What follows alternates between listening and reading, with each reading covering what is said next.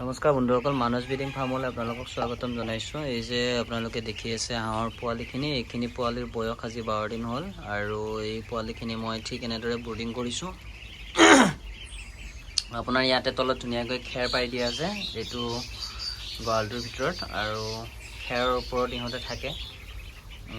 আৰু এইখনত মই দানা দিয়া যায়। এতিয়া বৰ্তমান ভাত দিছোঁ কেইটামান খাবলৈ ইহঁতক, আৰু মই দানাটো আপোনাৰ পিষ্টাৰ দানাটো ব্যৱহাৰ কৰি আছোঁ। এই দানাটোৰ গেছটো গুচি গ'লে দানাটো বেয়া হৈ যোৱাৰ চান্স থাকে, সেইকাৰণে মই দানাটো এনেদৰে ভৰাই ৰাখোঁ।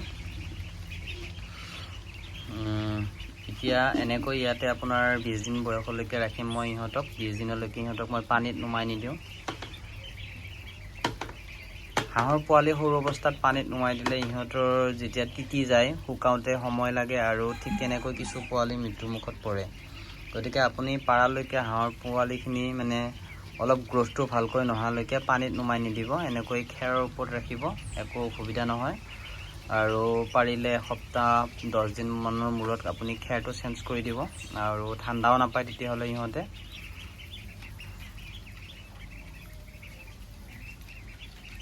মই আগতে হাঁহ পুহিছিলোঁ, কিন্তু কমকৈ পুহিছিলোঁ। এইবাৰ মই চাওঁ এবাৰ মানে হাঁহত কেনেকুৱা লাভ লছ কেনেকুৱা হয় তাৰ বিষয়ে এবাৰ চাই লোৱা যাক, আৰু যদি ইয়াৰ পৰা কিছু লাভৰ পৰিমাণ হয় তেতিয়াহ'লে মই আপোনালোককো সেই কথাখিনি জনাম বাৰু।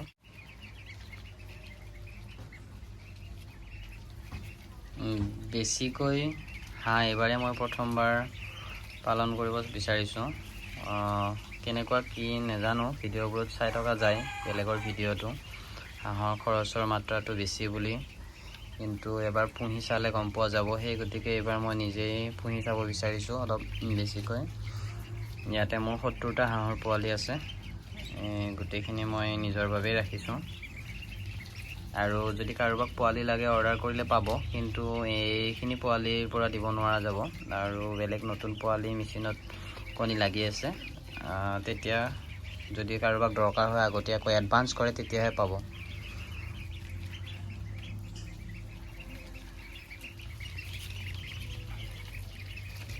আশা কৰোঁ আপোনালোকে মোৰ এই চেনেলৰ ভিডিঅ'বোৰ চাই আছে, আৰু আহি থকা দিনৰ মোৰ পৰা কিছু ভিডিঅ' পাই থাকিব। আৰু এইখিনি হাঁহৰ সম্পূৰ্ণ গ্ৰ'থ বা কিমান দিনত কিমান ডাঙৰ হৈছে এইখিনি আপোনালোকক মই ভিডিঅ'ৰ জৰিয়তে জনাই যাম। মোৰ এই চেনেলটোত যদি নতুনকৈ আহিছে চেনেলটো ছাবস্ক্ৰাইব কৰিব। ধন্যবাদ।